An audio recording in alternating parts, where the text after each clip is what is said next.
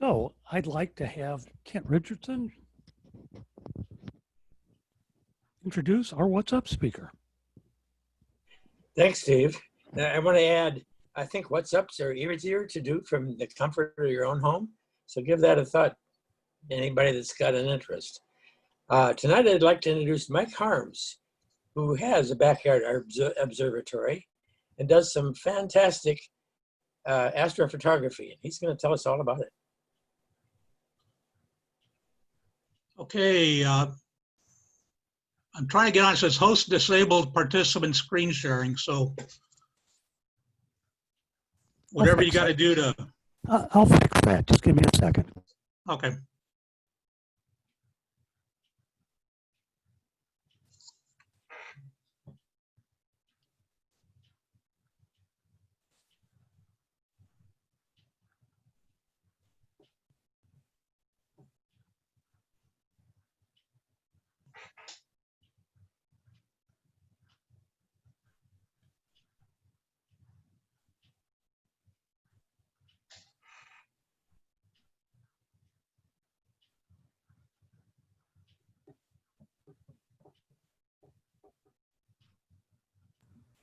What this shows you is what it took to get to the moon and to do it safely the first time. I believe the button is in the bottom bar near the start video button. It'll say something about security. I think I can't see it because I'm not a host, but when I am hosting, it's in the bottom bar between participants and start video, and that's where you can turn on sharing. If you click on the right of share screen as host, it'll give you, I think, advanced options, and then from there you can enable video. The location of the menu bar also varies Okay, I got it now. Hang on. the device. If you're using an iPad, it's up top. Hey, hang on a moment here.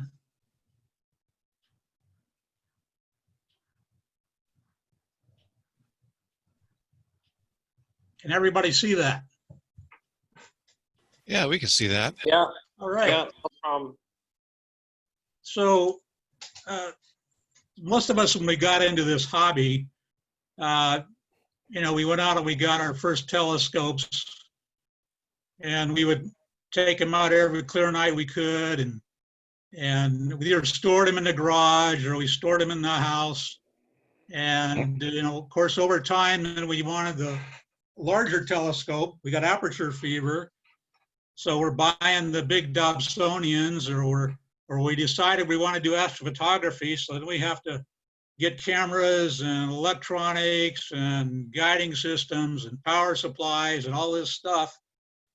Well, what happens is most everybody figures this out sooner or later, is that the more stuff you got, the bigger telescope you got, the less you end up using it. Unless you could have some kind of permanent spot in your backyard or somewhere close by, or semi-permanent spot to put your equipment where it was protected. And so that's what I did. I built an observatory, and I'm going to talk a little bit about different types of observatories that people have. Some of the stuff I just got it off the internet, and some of it's actually some of our members. So here's some of the reasons to have a permanent setup. One, it's a back saver. You get tired of hauling stuff out of the into the yard and getting it all set up, and then you got to do the same thing in reverse when you're done observing or whatever. Sometimes you get out there, you get it all set up, the clouds come in or the fog rolls in, and then it's kind of a waste of time. So if you have an observatory or something like that, it's a time saver, because your telescope's already aligned, it's ready to go. And say, for example, if you hear about a new comet or a new supernova or something like that, you can just go out and check it out. You don't have to go set up all the equipment and everything. Also, and if you do have an observatory, then you got some way to protect your equipment, your electronics, computers, from all the wind and moisture. The things you might want to consider before building an observatory in your yard. First of all, you have to have room to do it, and or least be able to see the skies. But you know, it's location, location, location. Because the scope is permanently mounted and you are limited to what skies are available from that spot. If you maybe only see part of the sky, whereas if you were more mobile, you could move your telescope around to see different parts of the sky. So you got to think about your location. If you build a big structure, you might need a permit to build it. Contra Costa County, I think it's 120 square feet. Anything less than something like that, then you can, if it's just a shed, they won't bother you about it. You know, if you're renting or you maybe might want to have something semi-permanent, and you know, you got to think about, okay, if I build this big thing in the backyard, what happens if I decide to move? You might have to dismantle it, or you might have to just turn it into a shed. And then the other thing is, what type of observatory do you want? Do you want a dome, a roll-off roof, or some other kind?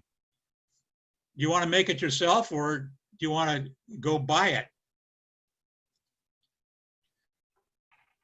So domes, if you decide to build a dome, and don't ask me where this little observatory is at, I just like the picture, I found it on the internet. But they look pretty cool, and they're great protection from wind and outside lights. But if you're going to build one, they're more complex to build, and some domes restrict your viewing near the zenith.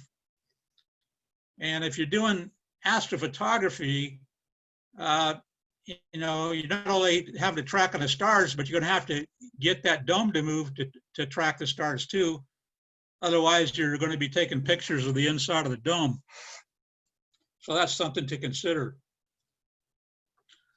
This is a commercial product called the SkyShed Pod, and I've seen a few people have these out there. They're actually, that top section is a dome, but one half rolls inside the other half, and then you take that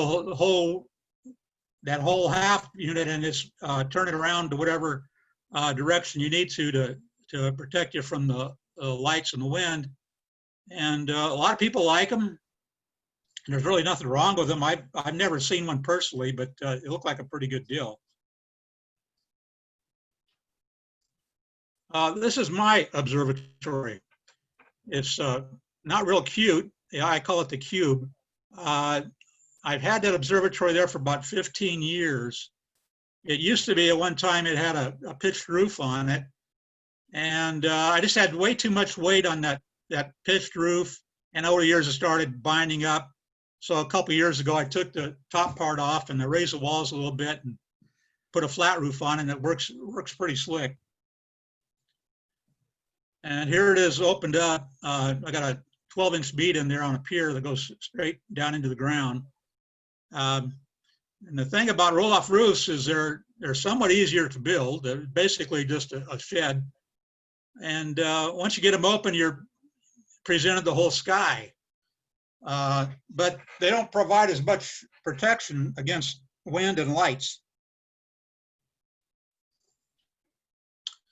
And here's another view. It's basically, when you design it, you got to think about, you know, what telescope you're going to have and what type of mount, because that sort of decides where on the floor you're going to put that telescope.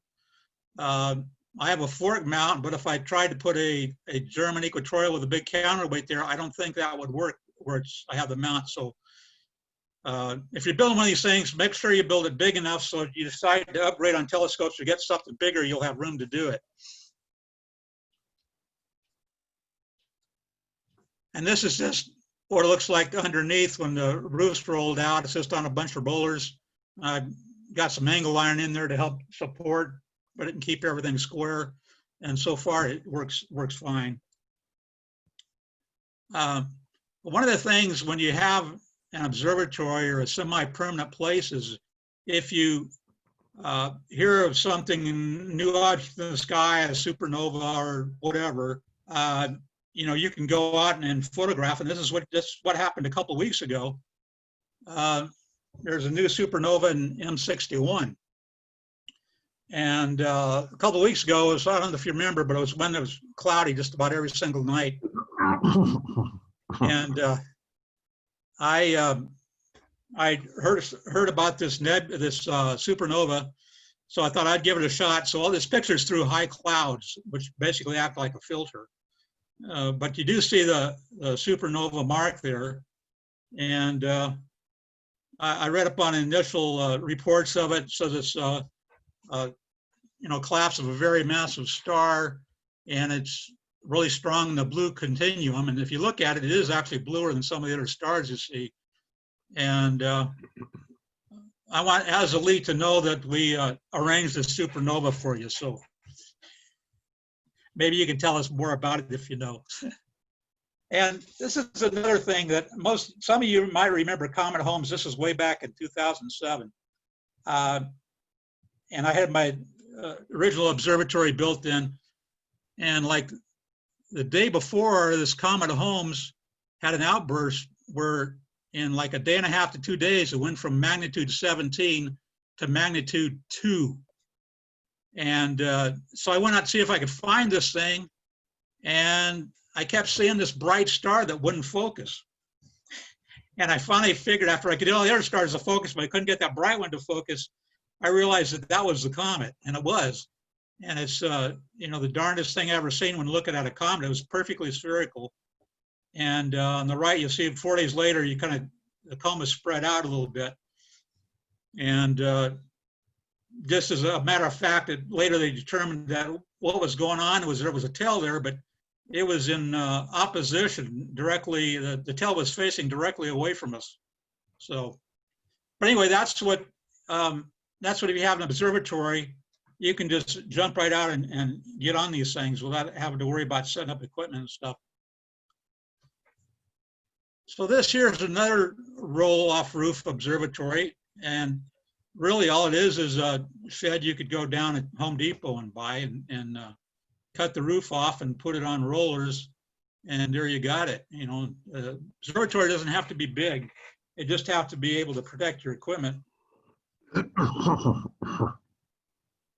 So here's a different one. It looks like it's for if you don't have much room.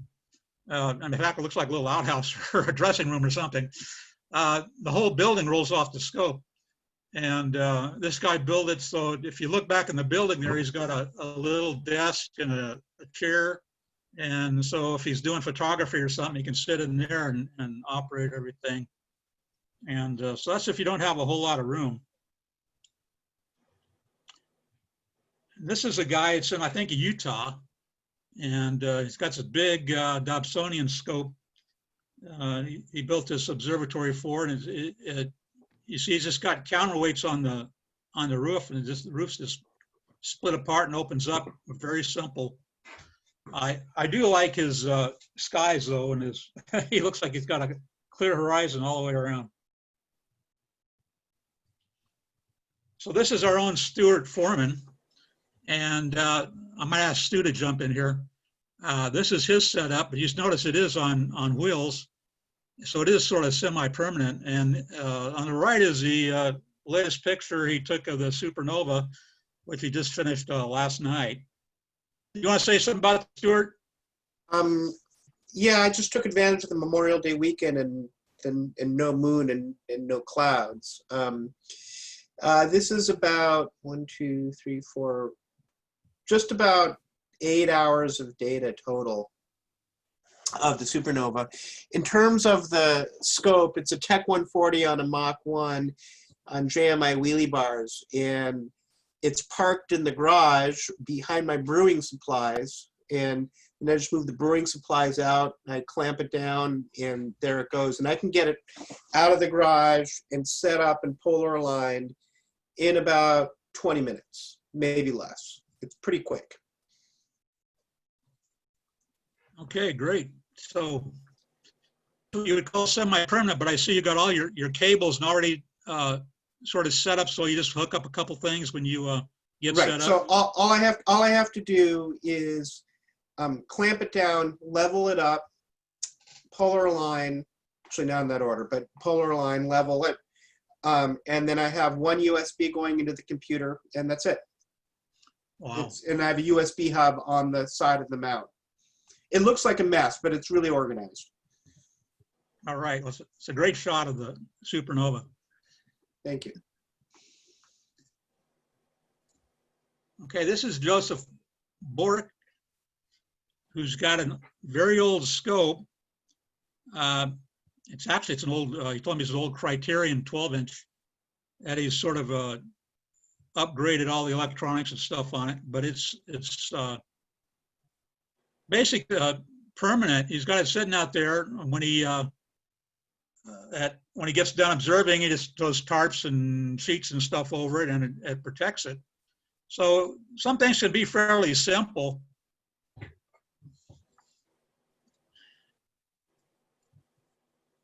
So here's a guy that just has set up some pipes and pipe clamps and a couple boards and some tarps.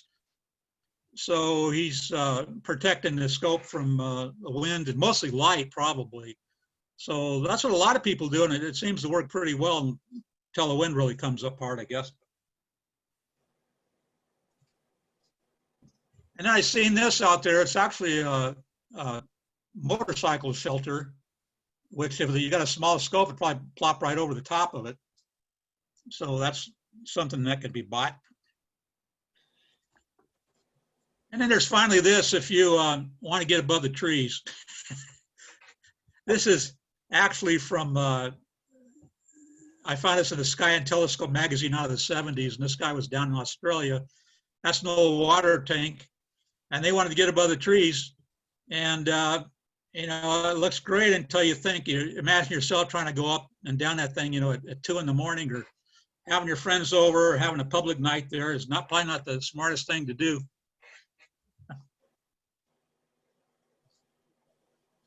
And finally, if you got a few extra bucks, you know, you can just build this onto your house. And I don't know where this is at. But if you want to just get out and go on the road, there you go. I don't know any story about this at all. I just see the picture of it. I'm trying to figure out in the sky with polar lines if he has to move his trailer around or not.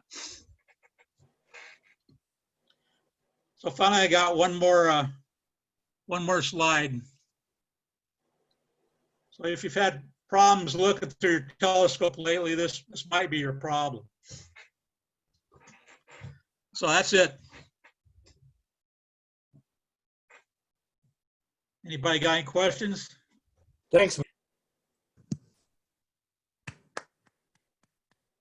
Thank you. All right. Thanks, Mike. Thanks a lot. Okay. I'm gonna bail out of Fantastic. here then. Well, thanks, Mike. And now we'll take a few minutes for a break.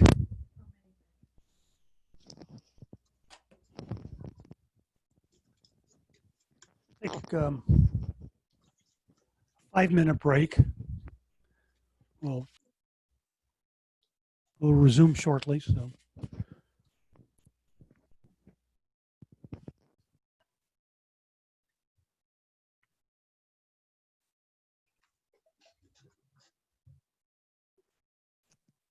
Great job, Mike. Thank you very much. Oh, thank you. It was fun. Thank you, Mike. So get out there and start building. This was the inspiration for Bourque. All right. And if I look over this correctly, you'll see that the sun also rises. Okay.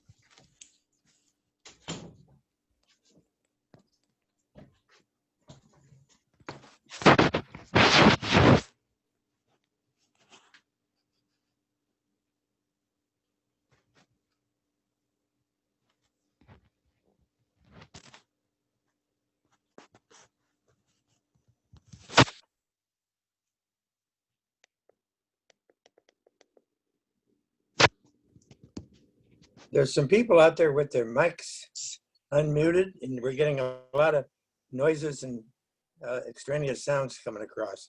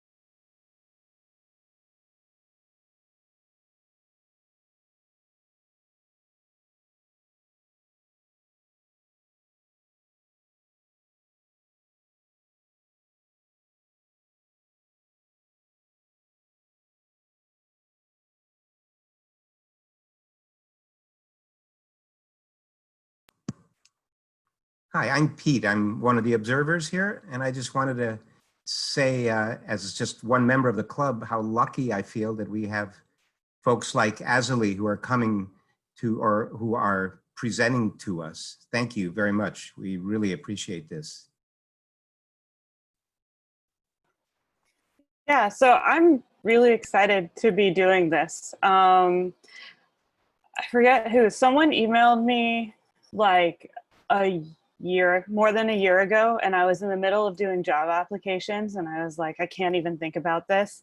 And so when all of that finished up, I was going back through all of my flagged emails, and I was like, I never responded to this email. And so I responded, and it's great that this was able to happen. That would have been Dick Flask, who's our speaker getter. Why don't we go? Yeah, so why don't we go ahead and get started? Unfortunately, Dick is unavailable. Normally, I would have him introduce our main speaker, but it is my pleasure to introduce Azalee Bostroem from UC Davis. Azalee is a graduate student in the physics department at the University of California in Davis. She's currently working on projects to characterize massive stars that end their lives as type 2 supernova. She organizes workshops and develops lessons to teach programming and data science skills to researchers that allow them to work more efficiently to create reproducible work. And it's my pleasure to introduce Azalee. Thank you so much. Like I said, I'm really excited to be here. Can I take over screen sharing? Oh yeah, there. Okay, perfect. Okay, let me.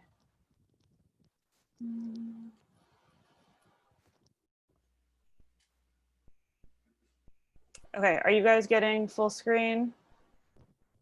Awesome. Yes. Okay. So I've got 2 screens and my iPad set up, so hopefully I can point to things is the goal. So yes, my name is Azalee Bostroem. I'm a graduate student at UC Davis. I'm working with Professor Stefano Valenti, who is the professor at UC Davis doing supernovae. And before doing this, I worked on the Hubble Space Telescope on the spectrographs there. So Hubble is very near and dear to my heart. And even though I spend most of my time with ground-based observations, I still keep my eye on the UV spectrographs there, and they're still chugging along.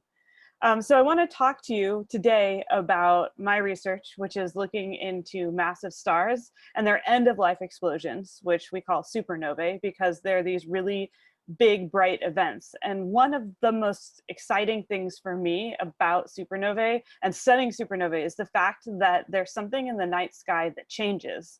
And so this is infuriating when you have, bad weather and you miss a key part of observing this one supernova that you were really excited about. But it means that your work is constantly changing. And one night there may not be anything, and the next night there may be something really cool.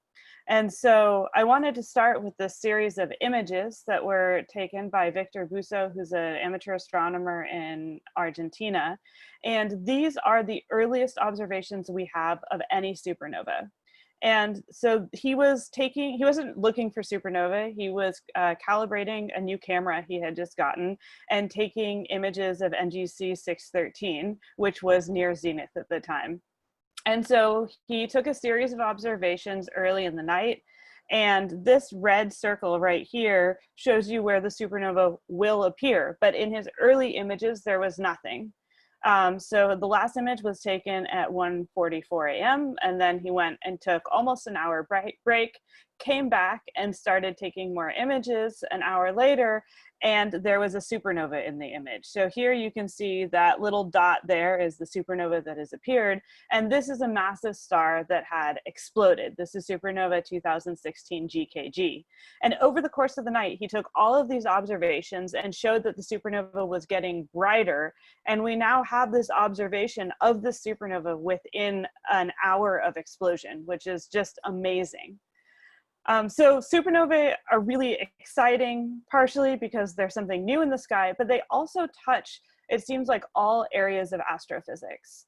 So one interesting part is looking at the periodic table. I don't know if you guys have seen this plot, but this is a picture of the periodic table and the origin, the astronomical origin of all of the elements. And so you can see here that hydrogen and helium are mostly coming from Big Bang fusion. We have some lighter elements that are coming from cosmic ray fission. But everything here that's marked in this light green color, this light blue color, or in orange, comes from supernovae. So in orange, we have merging neutron stars. Neutron stars are formed in the very center core of the supernova. They are the core of the massive star becomes this neutron star. And so in order to have merging neutron stars, you need to have neutron stars, which means you need supernovae. Exploding massive stars are another type of supernovae. So that's all of the green here. And then all of the light blue are exploding white dwarfs. And these, again, are a very special type of supernovae that we use as standard candles, and I'll talk briefly about those shortly. So almost all of these elements that we consider an essential part of our life, they're here, they make up part of Earth, are coming from supernovae. And, you know, Carl Sagan kind of famously says we're all made of star stuff, but I like to think of us as all being made of supernova stuff, because that's really where a lot of this gets formed. So they're really important to understanding life, to understanding evolution, to understanding the chemical enrichment of gas, both around our galaxy, in exoplanet evolution. They're also important when you talk about galaxy evolution. So here on the left is a picture of M82. And this is just a single galaxy, but all of this red material is gas and dust that's being blown out from all of this massive star formation and the supernovae that are exploding. And it turns out that massive stars and the energy input from supernovae are really important to how galaxies form. And they control and regulate how much star formation there is by once the stars start forming, and then they supernovae, that blows out the gas and it heats it up and it can't collapse and form more stars. So supernovae are actually responsible for quenching many galaxies and the star formation in many galaxies. And so this is what it looks like on the scale of a single galaxy. But over here on the right, I want to show you a cosmological simulation of what this looks like on the scale of galaxy clusters. So in this video, each of these clumps is a galaxy cluster. And all of these bubbles that are forming because of massive stars and the wind and radiation that they offput, and the supernova explosions that occur afterwards. And so you can see that they have not just an effect, it's not just a single star effect, it's this effect on this galaxy cluster scale. And cosmological simulations are just starting to take this into effect. And then finally, what I think is perhaps the most famous use of supernovae is as standard candles. And so this is those type 1a, those white dwarf supernovae. And the thing that makes them so special is that they all explode at the same brightness. And this allows us to measure distances in astronomy. So distances are notoriously challenging in astronomy. In any paper I start writing, this is one of the hardest things, is figuring out, well, how far away was that galaxy that supernova exploded in? And this is because there's just no way to put down a tape measure. And even measuring geometric distances with something like parallax, you can only do for very nearby stars. And so one thing that we rely on is having something that always looks the same brightness, that we can identify and say, if I observe this thing, I know how intrinsically bright it is. And this is because as things move away from us, they appear fainter to us. So you can think about someone walking away with a flashlight or car headlights in the distance. They're just much fainter when they're farther away.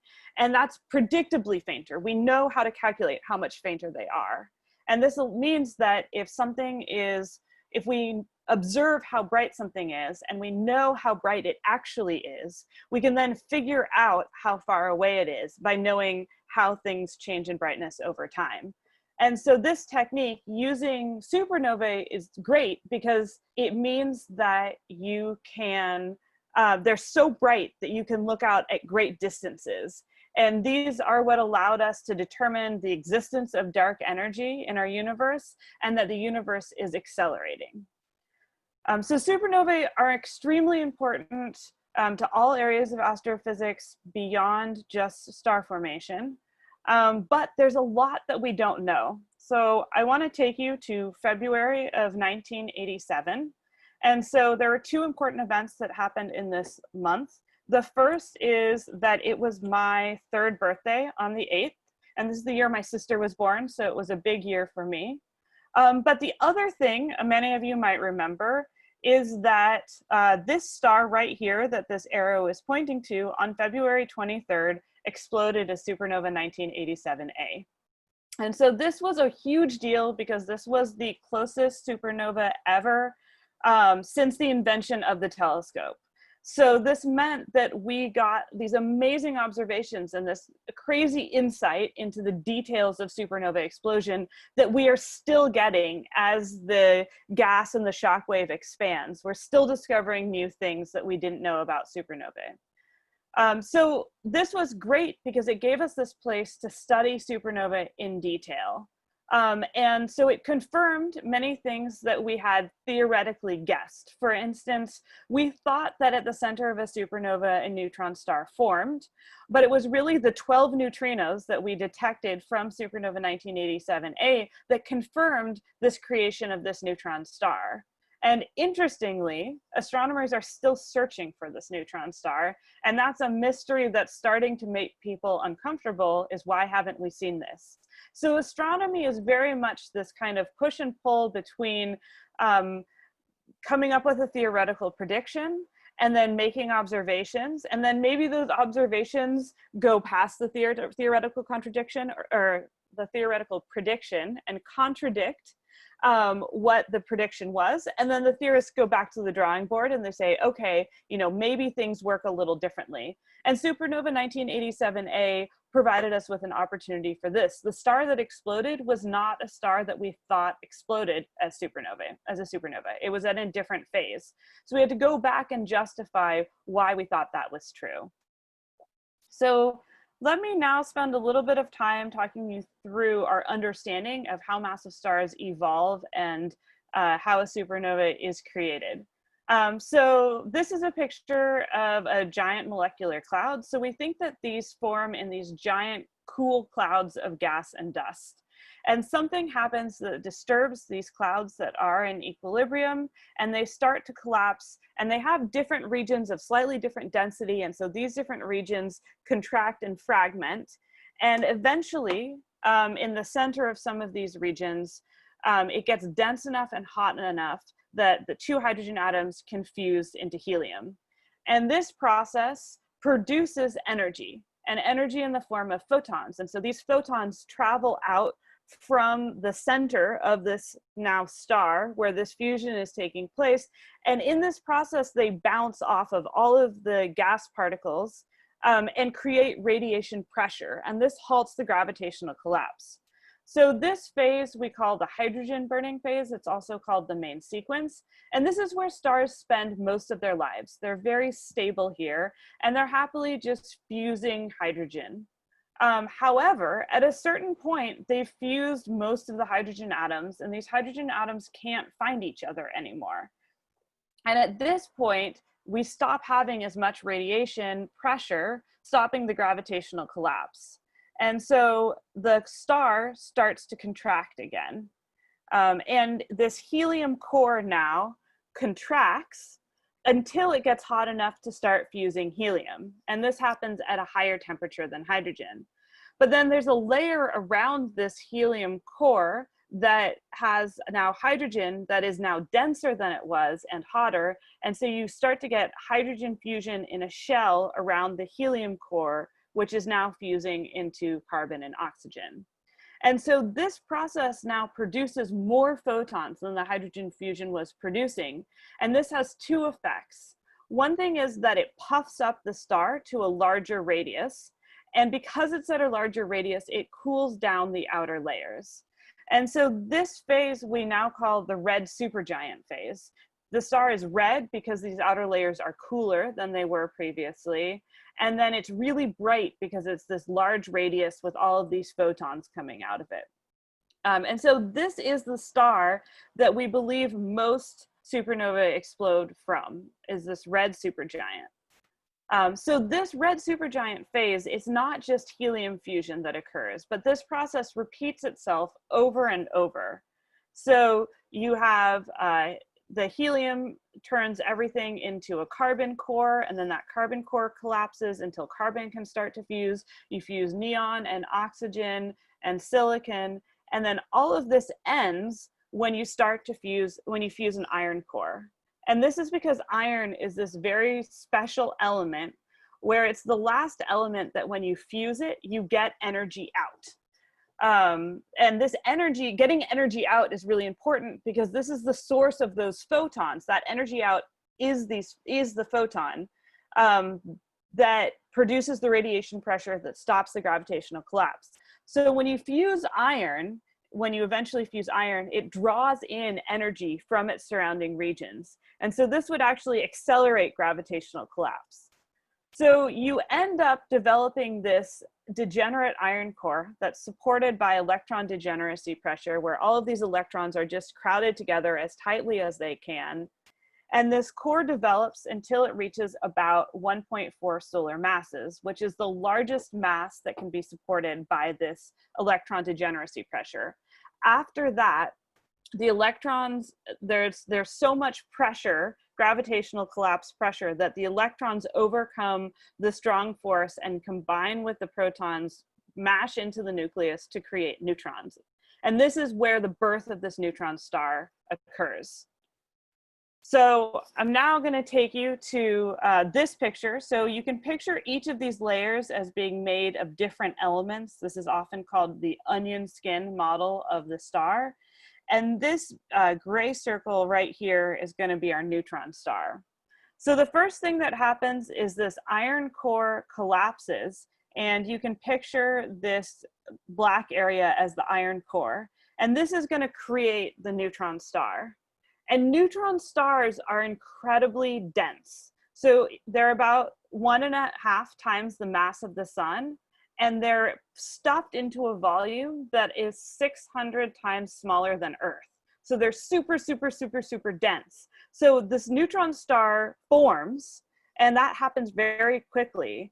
And then all of this material that was collapsing in from the star, because there's no longer the support from radiation pressure, hits this neutron star and bounces off of it. And that creates a shock wave that propagates out through the star. And this shock wave accelerates all of the material it passes through. And this is what a supernova is this shock wave. And so you can see this if you look at the star. We start off with the shock wave very close to the neutron star. And then it expands outwards, accelerating this inner material. And this keeps going until it reaches the edge of the star. And at the edge of the star, this is the first moment that the supernova is visible to us. And this is because this is the moment that the material is a low enough density that the photons can escape. And so at this moment is when we first see the supernova. And in that previous picture, when we were looking at supernova 2016 GKG, this was that, hour gap between explosion and when we actually observed it. And so all of this light can escape now. And then the shock keeps expanding and all of this material keeps expanding. And it still appears as a point source to us, although sometimes the shock can encounter material that's around the star, and that gives us more information about that material. And then eventually, returning back to this picture, you end up with a supernova remnant. So this is the Crab Nebula, which is a supernova that exploded, we think, in 1054.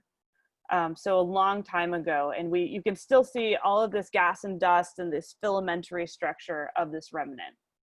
So this is a great picture. Like all of astronomy, it's actually more complicated than this. I mentioned that supernova 1987A was not the star that we expected to explode. So this was a blue supergiant, which is it's still after the main sequence, but it's at a time when the star is contracting, and therefore it's very hot and it's a very small radius.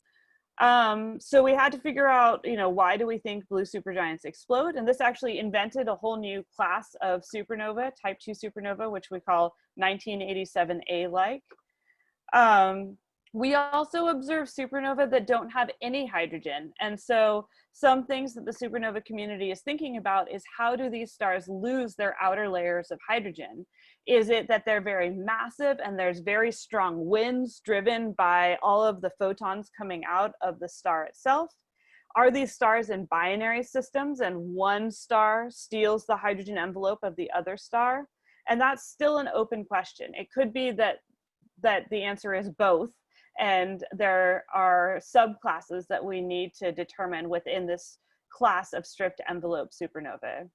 And then finally, what I'm going to spend the most time talking about is it seems that more and more supernovae collapse directly into black holes rather than exploding as supernovae. That this core that's created, just there's too much infall before the neutron star can be created, and too much mass is accreted, and you just collapse directly to a black hole rather than creating this neutron star. And so the question of which stars and what mass stars collapse into black holes is still an open question that I'm currently working on. So as an astronomer, I'm sure many of you are familiar with our two great tools, imaging and spectroscopy. So I want to spend a minute on what we look at when we look at imaging of supernovae and what we look at when we look at spectroscopy of supernovae. So going back to these images that we have of supernova 2016 GKG. So these observations happened in this very, very early rise. And this is what it looks like. You can see it's increasing in brightness. This is over the course of minutes here. And so this rise occurs, we think, somewhere between 8 to 10 days, the supernova increases in brightness. And we can measure in each image we take how many photons we get and translate that to a measurement of brightness. So we call a supernova light curve how the brightness changes over time. And supernovae follow a predictable pattern of increasing in brightness. They reach some peak brightness, and then they decline in brightness until they eventually fade and are no longer visible. And so I'm going to be telling you specifically about supernovae that have hydrogen in them. And this is what the light curve of a hydrogen-rich supernova looks like. And we can learn a lot just by looking at this light curve. So first of all, how the brightness increases at the very beginning, this rise time, tells us about the progenitor's radius. If it's a larger radius, then it's more luminous and it happens faster. And if it's a slower rise, it's usually coming from a more compact object, like maybe a blue supergiant. It also tells us about the explosion energy. If it's a higher energy, it expands faster. And that again means that it rises faster. We also can then look at what's called the plateau. So this full region is called the plateau. And we can often divide it into two time periods. One is 20 days after peak. And this is when this shock is often moving through material surrounding the star that it may have lost during its lifetime. And this is an active area of research, but it seems that this is more important than we previously appreciated, and that it's highly variable supernova to supernova. So this tells us about what material is surrounding the star, and therefore how the star lost mass over its lifetime. And then this later stage of the plateau tells us about the hydrogen envelope. It can also tell us about how much nickel is in the supernova, how much nickel was fused during the supernova explosion itself. And this also tells us about the explosion energy. And then finally, if we look at this very last region right here, this is the radioactive decay tail. So nickel gets fused in the supernova explosion, and this nickel is radioactive and it decays, and it's unstable. So it decays to cobalt, and then that cobalt decays to stable iron. And this process produces energy and powers the late time light curve of supernovae. So imaging is really important. We do a lot of imaging, but equally important is spectroscopy. So the basic idea of spectroscopy, when you look and when you put white light through a prism, we're used to seeing rainbows. And this is spreading out that light that has equal brightness at all wavelengths. But if you take something like hydrogen fluorescent light and you shine this through a prism, instead of seeing this continuous light, what you end up seeing is very discrete wavelengths. So you can see here that you have kind of no intensity and then a really bright light at this one wavelength, and then no intensity, bright light, no intensity, bright light. And this is coming, these bright lines are coming from very specific energy transitions, in this case, in the hydrogen atom, where an electron with a very particular energy can transition from one energy level to another energy level and emit a photon. And where these energy levels are placed are unique to each element. So kind of like a fingerprint, if we can identify these features and how far apart they are, we can uniquely identify an element. So here, this top row is hydrogen, and you can see we have these 3 really bright lines. The next row down is helium, and you can see that if you looked at that, you wouldn't confuse these two. They look distinctly different. They have lines in different places.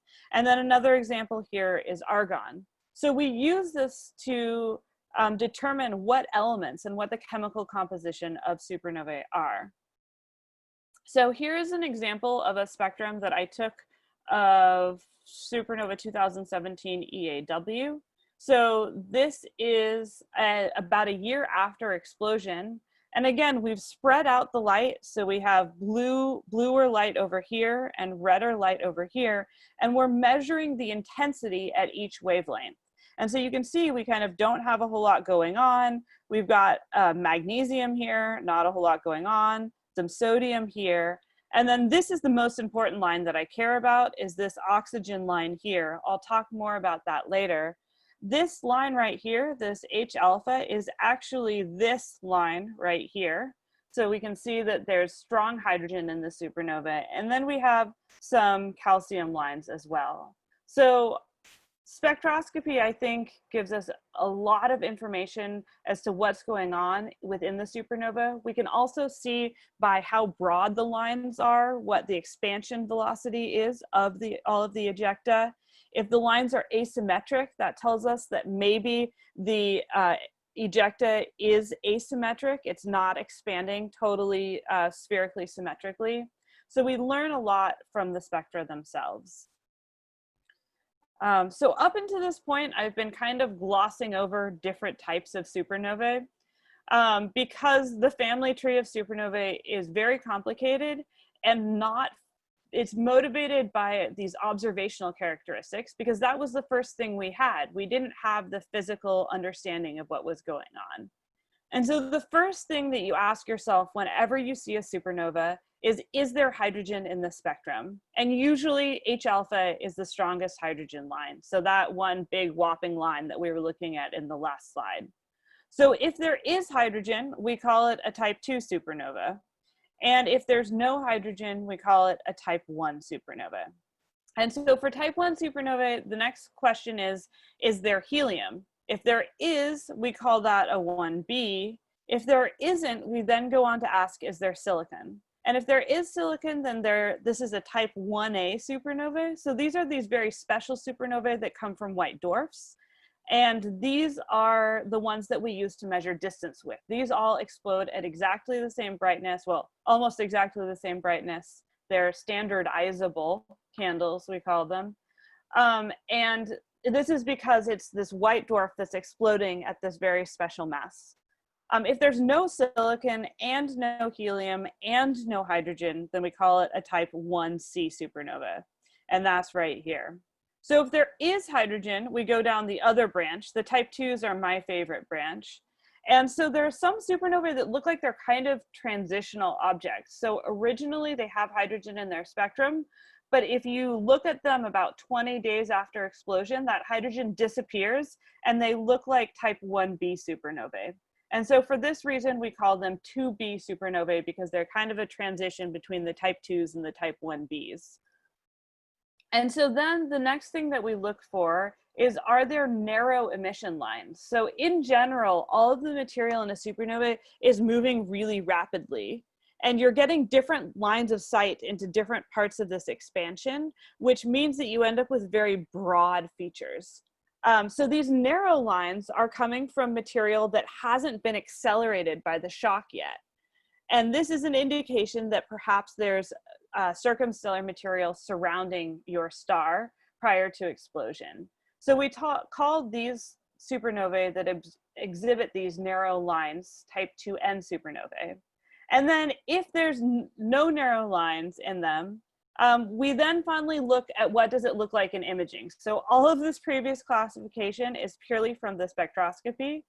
And the thing that we ask about the imaging is there a plateau? So is there a period of 80 to 100 days where the supernova just stays the same brightness, or does it decline linearly in brightness? And then we divide these into type 2p and type 2l supernovae, where 2p's, the p stands for plateau, and 2l stands for linearly declining.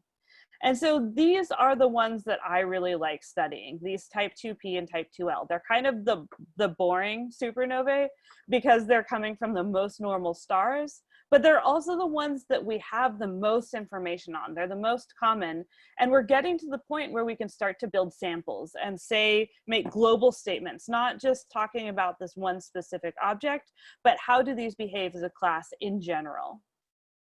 And so this is, if we look at these different types of supernovae, this is a pie chart of how often we observe them. So these type of supernovae make up 80% of all of the type 2 supernovae we observe, just these 2p's and 2l's, and about 50% of them overall. Okay, so I now want to tell you about using supernovae to understand red supergiants. And you might ask, why not use stars to learn about red supergiants? You know, this is what they're evolving from. Why try and watch this backwards and do all this forensics? And the reason is because massive stars are really hard to observe. They're very rare. And so this means that for every 10,000 solar mass stars you form 110 solar mass stars, and you form about 1030 solar mass stars. So there's this huge drop off in the number of massive stars that you observe. And the stars that we're interested in, that's the kind that make these vanilla type 2p and 2l supernovae, are between around 8 and 30 solar masses. So they're this very rare type. Additionally, these stars like to form in clusters. They like to all form together, and they kind of live similar life for the similar lifetimes.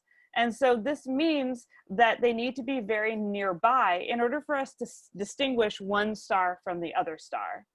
And then finally, I said stars spend most of their time in this main sequence phase. And what I mean by that is a 10 solar mass star spends about 30 million years in this phase, whereas a 30 solar mass star spends about 10 million years. But we're talking about millions of years burning hydrogen. The oxygen burning phase occurs over 6 months, and the silicon burning phase occurs over 3 days. And so this means that catching these later burning phases is really challenging, because you have to know when in these millions of years this one moment is.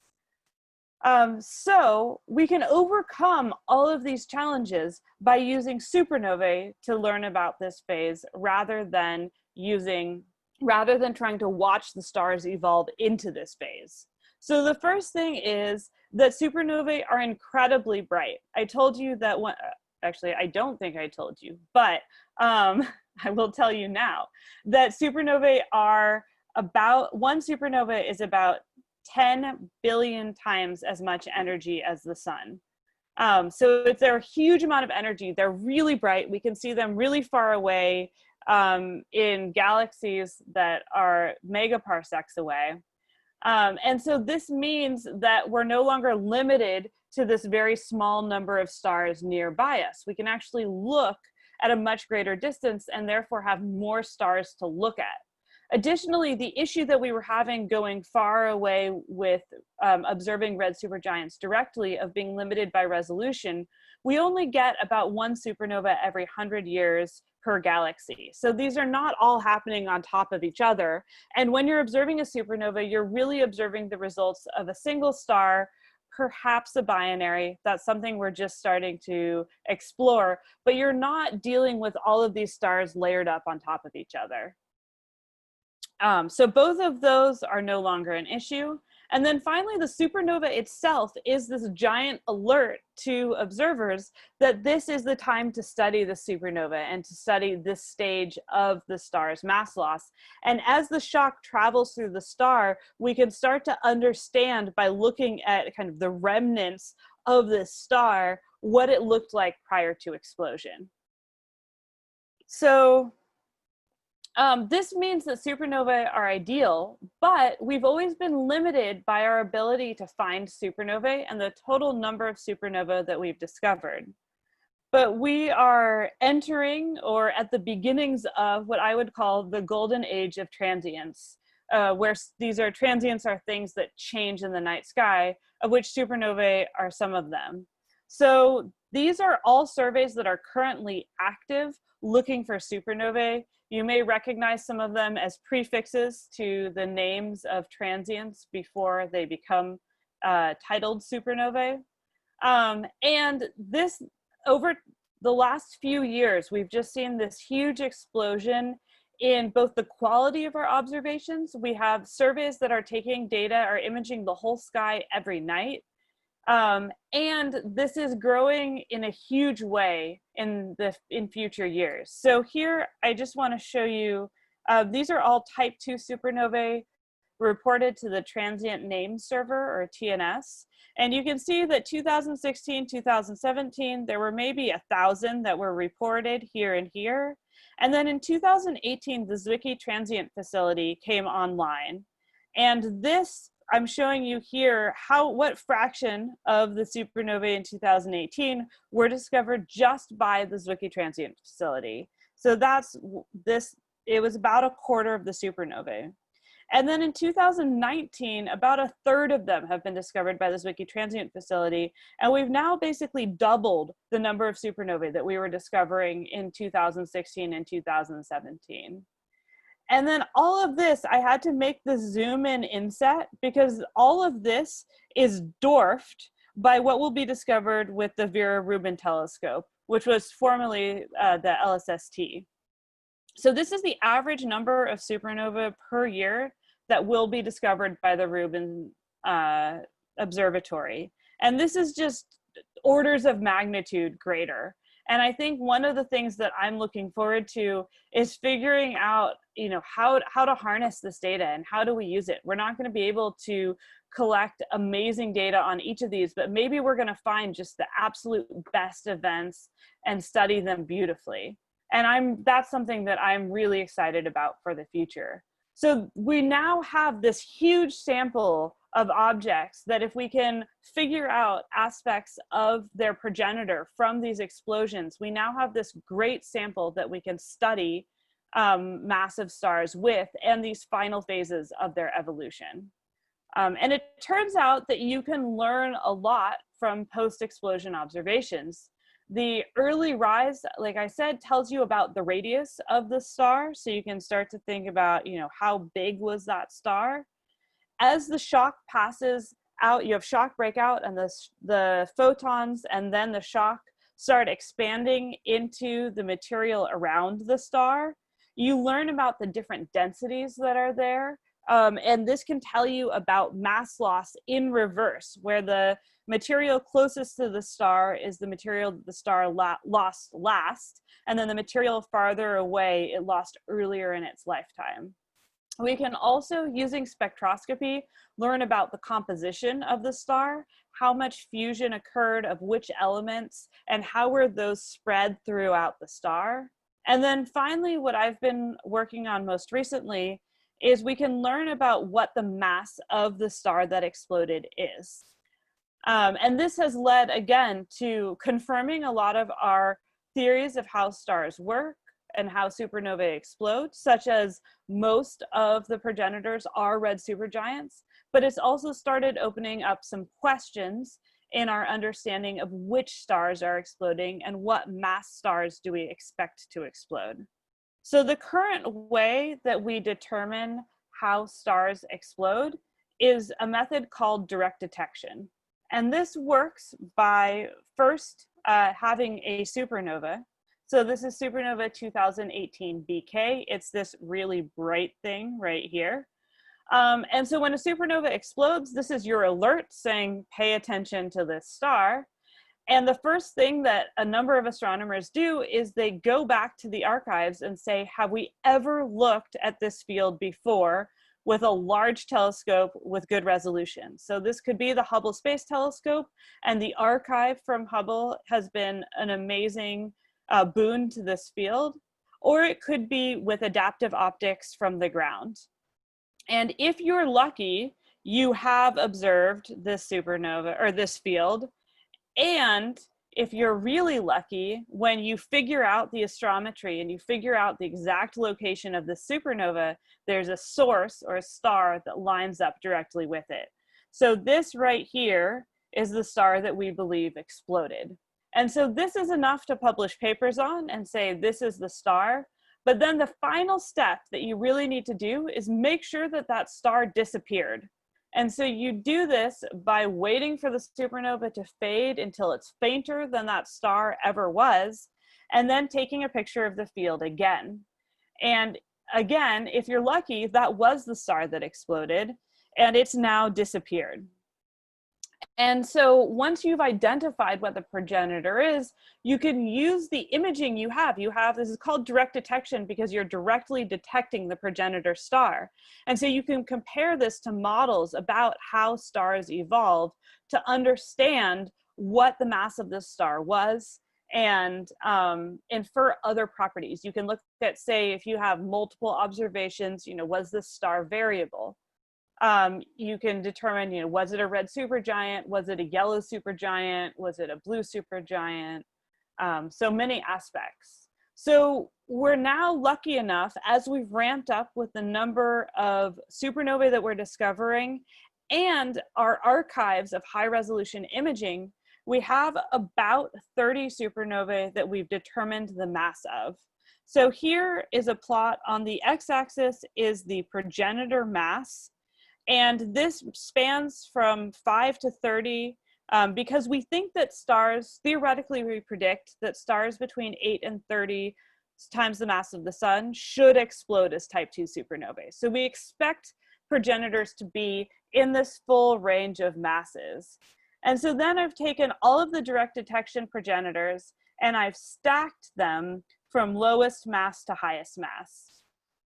So we have, one supernova that's at 8 solar masses. We have about 5 supernovae that are below 12 solar masses here. And you can do this, and what you quickly realize is that you don't have any high mass progenitors.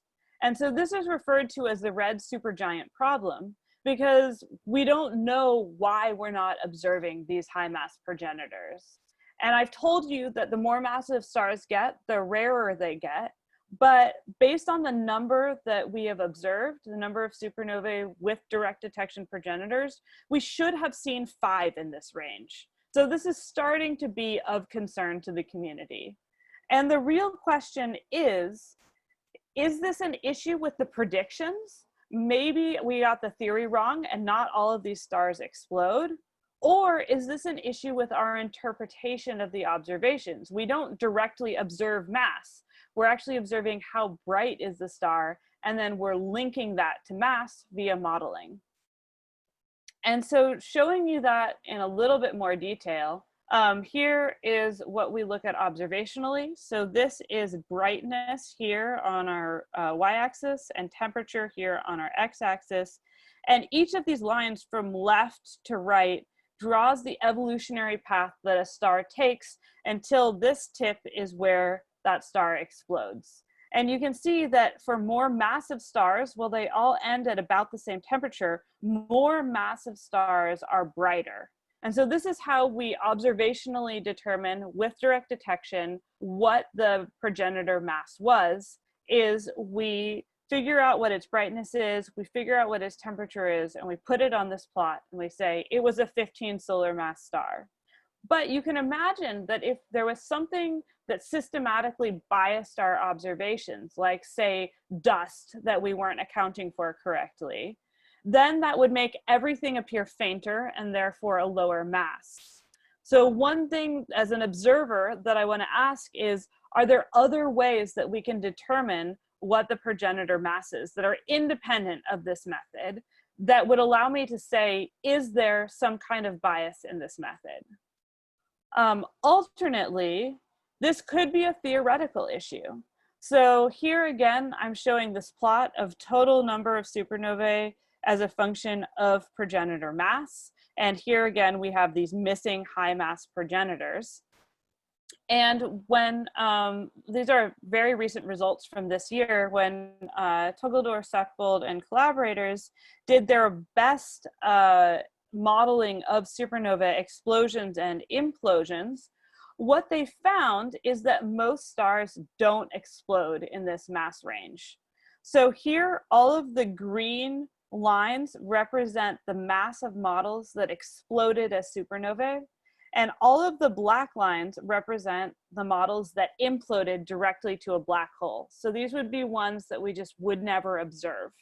And you can see that right around this range where we stop observing these supernovae, most of the progenitors stop exploding. They start imploding. So maybe this prediction that we should have seen 5 supernovae in this range, which rely on the assumption that all of these stars are exploding, is wrong. And really, there isn't a red supergiant problem. We just didn't have the theory right. So both of these seem very plausible to me. And what my thesis research has been is looking at this from the observational perspective. Are there other ways that we can determine progenitor mass? So the first way that I did this was by looking at supernova 2017 EAW. So this was a very nearby supernova. We got a beautiful light curve of it, great spectroscopy, and there was HST pre-explosion imaging with a detection of the progenitor in it. And so putting that progenitor on this plot, Charlie Kilpatrick and Ryan Foley found that the progenitor was around 13 solar masses, so this is their point right here, but with fairly large error bars. So it could be anywhere from 11 to 17 solar masses, depending on how you do your reduction. So this, again, even with that range of masses, this is not a high mass progenitor. But we can ask ourselves, if we predicted what the mass of the progenitor was with other techniques, would they agree with this method? And that would give us more faith that this method was working. So one way that we can do this is we can model the light curve. And this is especially true if we have a beautiful light curve that really captures the full evolution from the rise through the fall from plateau through the radioactive decay tail. And so we do this by taking a bunch of model parameters and gridding over these different parameters. So taking a range of progenitor masses, a range of mass loss, a range of ejecta mass, a range of explosion energies, and modeling what the light curve would look like if we implement all of the physics that we know how to implement with these initial set of conditions. And then we compare all of those light curves to our observations and find the light curve that best matches our observations. And when we do that, we then get a set of the initial conditions of that supernova and its progenitor star. And so this is what the light curve and modeling of supernova 2017 EAW looked like. So in cyan here are the observations. And then all of these lines here represent modeling of the supernovae. And out of this light curve modeling, what was found is that the best match model, which is a pretty good match, is a 15 solar mass star. So this is pretty consistent with what we were getting from direct detection. But there's a third way that we can look at this to really make sure we believe what the mass of this progenitor is. And so we do this using spectroscopy that's taken on that radioactive decay tail. So this is about a year to 2 years after explosion. And so this is that spectrum we were looking at before. And I told you that this line is the most important line that I care about. And the reason for this is that this oxygen line increases in strength as more oxygen is fused in the star. And more oxygen is fused for more massive stars. So here, this pink line is what the strength of that oxygen line would be for a 12 solar mass progenitor. This yellow kind of brownish line that you can't see because it's hidden so well by our observations is about a 15 solar mass star. This green line is a 19 solar mass star. And then this blue line is a 25 solar mass star. So these are all models of what this spectrum should look like. And then plotted on top of these models, I've plotted our spectrum of supernova 2017 EAW here in black. And you can see that it follows this 15 solar masses perfectly. And this was really exciting because this matches with all of those other techniques. And this tells us that we can use this technique on a sample of supernovae to independently look at the red supergiant problem and figure out if this is really a problem with the observations or not. So here is our final conclusions about 2017 EAW, which is that all of these methods give the same result. But this is one supernova. Maybe this just happened to be a low mass supernova, and maybe some of the issues that we have are just with the high mass supernovae. There are some predictions that the higher mass red supergiants predict more dust and are therefore more biased than the lower mass ones. So what I'm currently working on right now is producing this sample of these late time spectra. So I'm gathering individual objects that were observed throughout the literature. I'm combining them with a sample of 10 supernovae that have already been published. And then I'm adding to it 25 supernovae that we've been observing over the last 3 years. And we make these new observations. You need large telescopes because the supernovae are pretty faint at this point. So for the very bright ones, we're using the Las Cumbres Observatory, which is a global network of robotic telescopes all over the world. So this is a chart of the different locations of the observatories here. Each dot represents an observatory with one or more telescopes at it. And the idea is that at least one telescope is in the dark at all times, and you can get continuous coverage. And you're never weathered out for a week at a time at a given site. Additionally, but these are all 1 and 2 meter telescopes. So we use the New Technology Telescope in Chile. This is a 4 meter telescope. This allows us to get deeper, and we do this in collaboration with the Pesto survey. And then we also have active programs on the Gemini telescopes. So Gemini has 1 telescope in Chile and 1 telescope in Hawaii, and with the Keck telescopes, which are in Hawaii. And so using all of these observatories, we've now observed 25 new supernovae, and I'm currently working on reducing those and making a plot to determine, whether we see any of these high mass progenitors. So I want to give you a preliminary sneak peek at my results. So I was showing you this plot here where we were looking at the strength of the oxygen line. If we integrate all of the area under that line, so we sum up all of this area and we plot that area instead of making these individual plots, we can look at how that area changes over time for these different models. And so that's what I'm plotting over here. You can think about this as area under the oxygen line as a function of days since explosion. So we're looking between 200 and 500 days after explosion. And so this black dashed line with these dots, that's how the 12 solar mass oxygen area evolves. This blue line is 15 solar masses. This green line is 19 solar masses, and this red line is 25 solar masses. And I'm currently working with the guy who makes these models to try and get 17 solar masses in there because this gap is maddening to me. So this is what the sample looked like when I first started this work.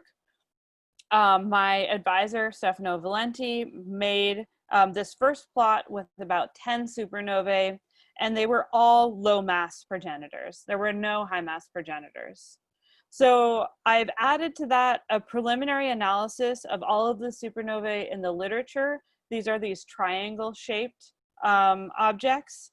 And again, it fills in a little bit more of this range here, but we're really not seeing anything above 19 solar masses or even at 19 solar masses. And then finally, I have a few supernovae that I've added from our new sample, And again, we're just not seeing these high solar mass stars. So this makes me think that maybe there really aren't any high mass progenitors, and that this is maybe one of those spaces where our observations are getting ahead of the theory and are pushing on the theory to develop a new theory that matches our observations. And this is an example of that constant push and pull of theory and observations in advancing our understanding. And so determining this, I think, is really important for understanding how elements are, what the chemical enrichment of galaxies and gas is in our universe.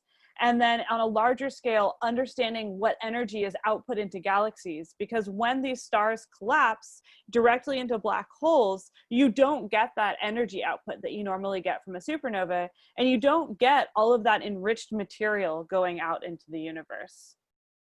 And so with that, I'm happy to take questions.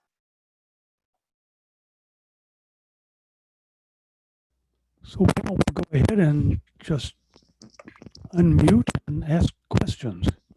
I'll ask the first one. Why do we think that these stars, these supergiant stars, are onion layers? Because we obviously can't see them. Yeah. I mean, so some of it comes from when we look at the spectroscopy and we see all of these different elements present. So that fusion of oxygen is something that happens in the star, and we know that that oxygen is being formed. We also see in lower mass stars the early phases of this. So we see, say, a helium white dwarf. That's just the core helium. And these white dwarf stars are not massive enough to fuse anything heavier. But then we see carbon oxygen white dwarfs, which have then reached that next phase of fusion. And that helium has now been fused into carbon, and then in some cases, carbon and oxygen. So we see evidence of these different phases of this evolution as stars increase in mass. And then I think from there, it's about the theoretical modeling. So it's about looking at, you know, when do we expect material to become degenerate, and how the stars evolve on the on that luminosity versus temperature plot. That as this fusion, as every heavier element, the fusion of that heavier element is less and less efficient. And so you end up having that fusion reaction happening faster, and you end up having more and more photons being expelled. And so we see that these stars become kind of visually unstable. They start pulsating and changing brightness. And so there, I think, are a lot of different lines of evidence pointing to this onion skin.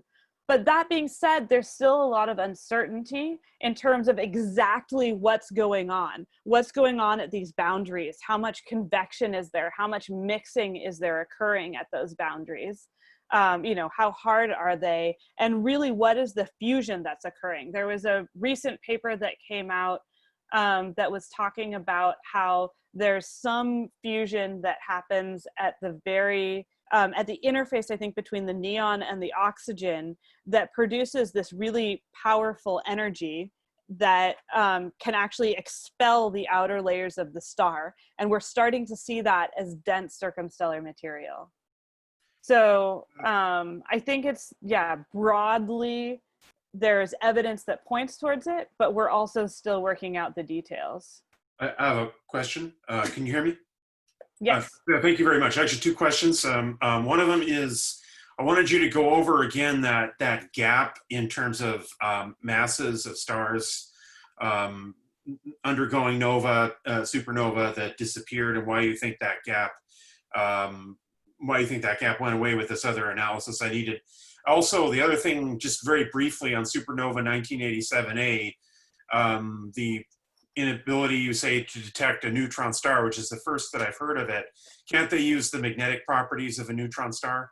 So those would be my two questions.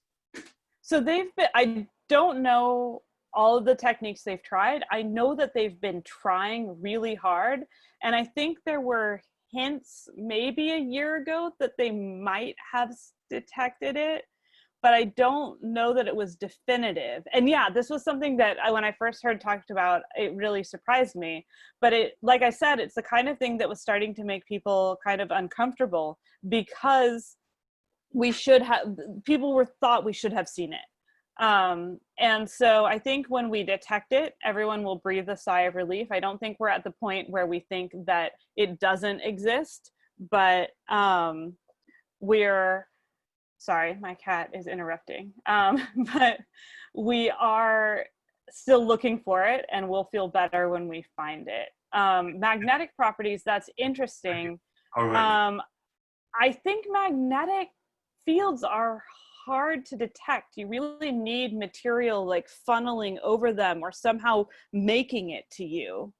But I don't know that much about magnetic fields. They're the kind of thing that we're like, that's too complicated right now, we're gonna ignore it until we can model these things better. Magnetic fields and binary stars, I would say, are the two big ones.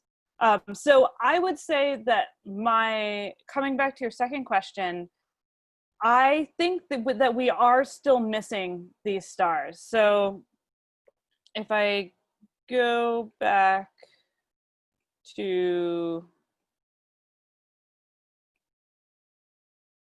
this plot, so you can, if you look at this plot, I've made this line at about 18.5 solar masses. What I'm plotting on that final plot is here at 19 solar masses, and then we have a 25 solar mass star. And we're not observing anything in this range, even with our new techniques. So for me, what that's saying is that when we look at this question of, is it observational bias? Are we interpreting our observations incorrectly? We've now looked at this with totally independent observations, with imaging from before the explosion and with spectroscopy after the explosion, and with, you know, intermediate imaging after the explosion. And all of these are consistent with each other. And they're all saying that we got the progenitor mass right. And I think it's really interesting that this theoretical work here is showing that these stars may not explode. That the thing that's incorrect is our expectation that the stars above 19 solar masses explode, because all of the black region here is regions of mass that don't explode. They just implode directly to a black hole that we wouldn't observe. And so one thing that observers are looking for actively right now is they're trying to look for stars that just disappear. And using that, they're trying to look for these imploding stars, to use that to try and set observational limits on these stars that are imploding. Because so far we've just been looking for exploding stars, and maybe just not that many of them explode above 18 solar masses.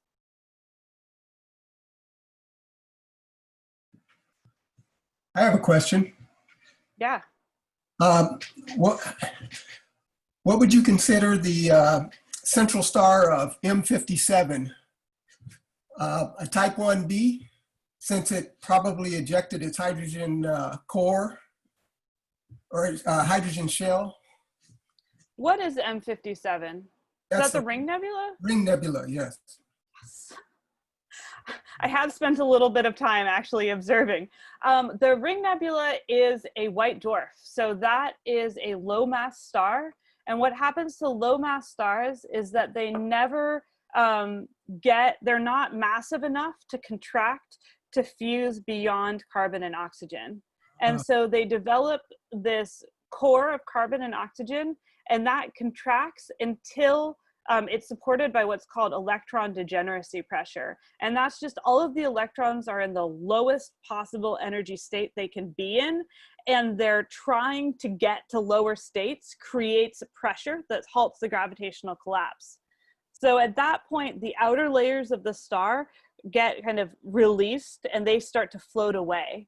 And that's what you see as the Ring Nebula, is these outer layers of the star that are floating away. And then that central star is this really compact, bright, white dwarf, which is now, it's not undergoing fusion, it's just cooling down very slowly over time. Very interesting. Thank you. Welcome. So Melinda, I see you have a question. You said, do I think stars go through all of the phases of dying that are swallowed whole by black holes? Yes. So the black hole is actually when that iron core collapses. If it's right at this border of 1.4 solar masses, it can collapse and form a neutron star. But there's this weird intermediate phase called a hyperneutron star, which is this transition. It's not quite a neutron star. We don't totally understand what's going on there. But at this phase, if the material is falling onto it too quickly and it gets too massive, then it can't even be supported by the electrons pushing against each other, or sorry, the neutrons pushing against each other. So neutron stars are supported by neutron degeneracy pressure. And at that point, there's no other degeneracy pressure. When you overcome neutron degeneracy pressure, you collapse directly to a black hole. And so at that point, there's the possibility that the collapse happens after the bounce happens. So there may be some stars where you get both a supernova, but the center is a black hole. But more likely, that black hole just sucks all of the surrounding material. It just keeps infalling into the black hole, and there is no bounce that produces the shock wave that's the supernova explosion.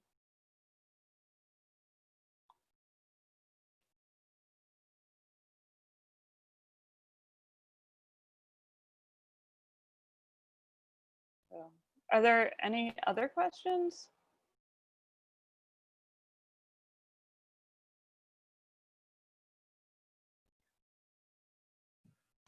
What would Yeah, I you? have a question. Oh, go ahead. Could you explain a little bit more about exactly what electron degeneracy pressure is in the white dwarf? Yes, I can tell you my best understanding of it. So electrons are a type of subatomic particle called fermions. And the thing that is special about fermions is that no electron can have exactly the same energy level. And so that means that as electrons are pushed closer and closer and closer together, they all want to occupy the lowest possible energy. But because they're fermions, they can't. And so one fills the lowest energy level, and then the next one can't get there. It has to fill the next available one, which isn't the lowest energy level. And so all of them trying to get to the lowest energy level, but not being able to occupy it, creates this pressure. Thank you.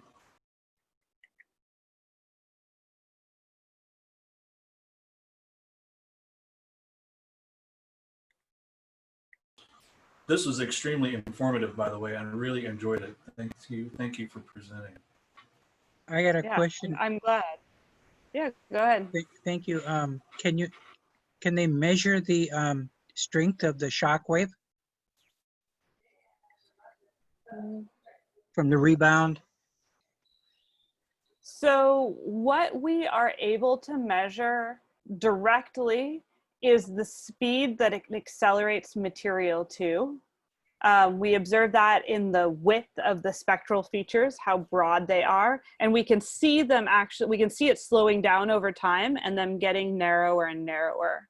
The other thing that we can infer from light curve modeling and from the spectroscopic modeling is the energy of the explosion. And so that is a measure of kind of the energy of this shock wave. And so that's another thing that we can measure from it. And different supernova, different classes would have a different strength of the shock wave then. Yes. So the thermonuclear supernovae are the strongest, and they're the brightest. And those, actually, I should be careful. Those are formed in a slightly different way. Those aren't the collapse of the neutron star. They're the collapse of a white dwarf star, or the ignition of a white dwarf star. But one of the things I think, in the past, when we've been looking at individual supernovae, we haven't really been able to look, like I said, at populations of what's going on. You know, if I look at 100 supernovae, what are their explosion energies? And we haven't had like really great observations to figure out what the explosion energy is and constrain that really well. And so what people have done with modeling is they often just assume, you know, it's 10 to the 51 ergs, and that's the explosion energy. I think that what we're finding now is that maybe there is a range of explosion energies. You know, maybe some are like 10 to the 50, some are like 10 to the 52, and there's, you know, a huge diversity in what we observe in terms of how bright the light curves are, how long they last, and what shape they look like. And we're currently trying to figure out all of the different knobs that we can turn and what really is responsible for that diversity. Thank you. Great talk. Is there, did you spend any time on Betelgeuse this winter? And if so, what tells us that that is 100,000 years or more away from going supernova versus something more imminent? So I thought it was more imminent. I thought that we were closer to like somewhere around 20,000 years. So my understanding of Betelgeuse is that it is, it's a red supergiant. It could supernova, you know, astronomically any minute. But the most convincing argument I heard was actually from Charlie Kilpatrick, who did this work on 2017 EAW. And what he said was that the oxygen burning phase releases a bunch of neutrinos. And with our current neutrino detectors, we would be detecting that 6 months to a year before explosion. And so because we're not detecting those, that really tells us it's not imminent. But, you know, I still kind of hope it happens during my lifetime. But, you know, our lifetimes are short compared to even this, you know, short phase is still sometime in the next 20,000 years. And so who knows? Okay, thank you.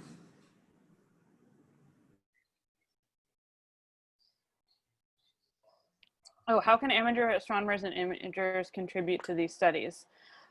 So amateur astronomers have been awesome at discovering supernovae. That's been a huge space. If you, the way that we discover supernovae is that you take a picture of a galaxy and then you take a picture of it the next night or even the same night, and you subtract those two images and you see if there's anything new.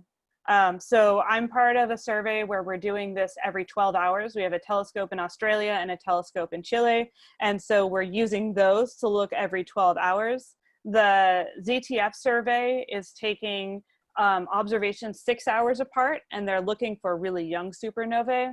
But even if you do this every night, or you do this, you know, once a week or something, you may get that discovery. And if you report it to the transient name server, you can inform the whole community about it. And this is something that amateur astronomers have been really successful at. And then additionally, you can report, if you get more imaging, you get more photometry, you get more spectroscopy. The transient name server is publicly accessible. You can continue to report that data.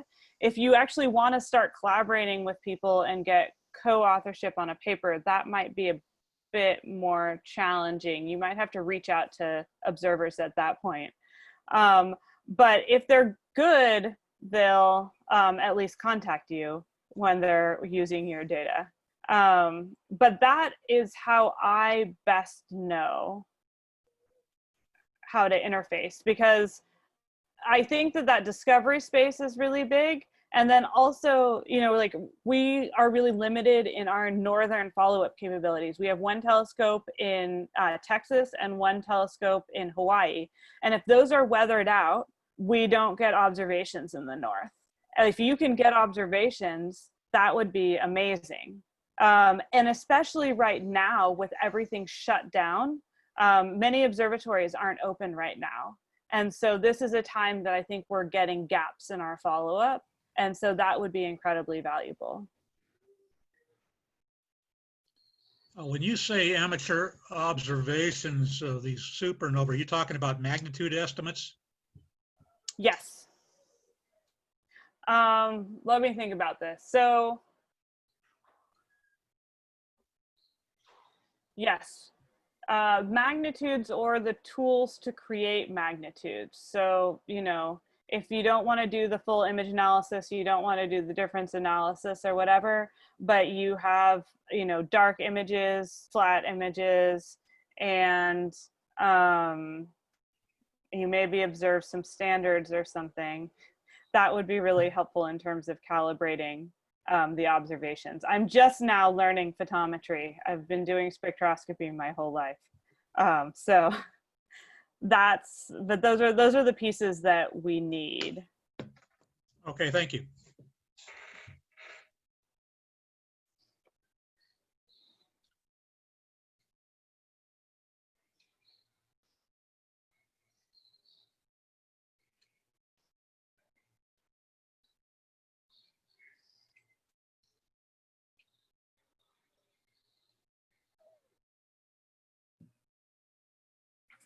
What are the locations of the nearest type 2b supernova?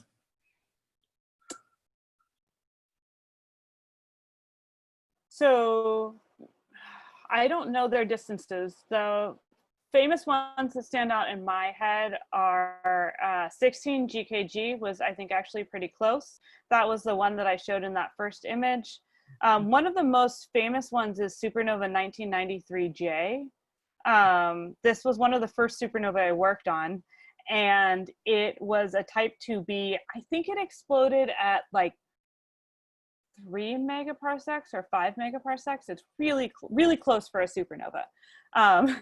And so that we've studied in great detail, but it's in a really crowded field. And so one question is, have we determined its progenitor or not? There's so many stars there, we haven't been able, there's so many stars, and the supernova keeps interacting with material surrounding it. So it's still bright. It hasn't faded all the way below what we think the progenitor star was. So we haven't been able, depending on what papers you read, we have or have not been able to identify its progenitor star. But that one is really interesting, and there continues to be analysis and work being done on it. Thank you.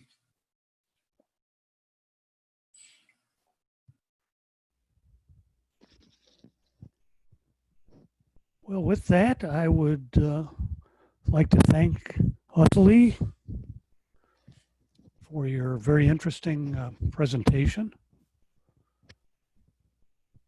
And we will call this an evening. Thank you very much. Awesome.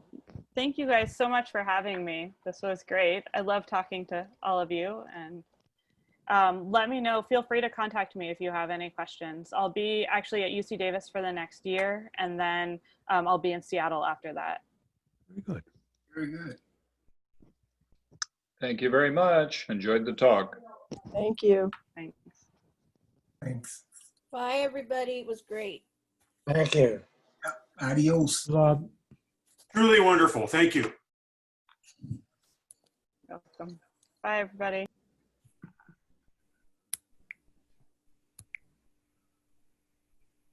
Stay safe, everyone.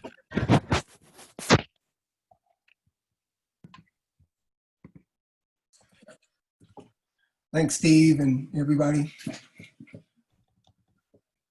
Thank you, Azalee. That was fascinating.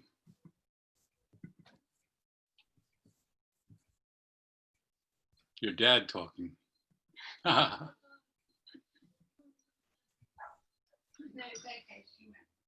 She's gone.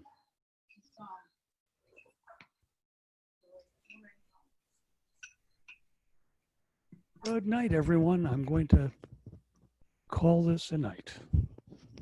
Thank you, Steve. Thank you, Steve. Good night, everyone. Good night, everyone. Good night. Thanks, Steve. Good night.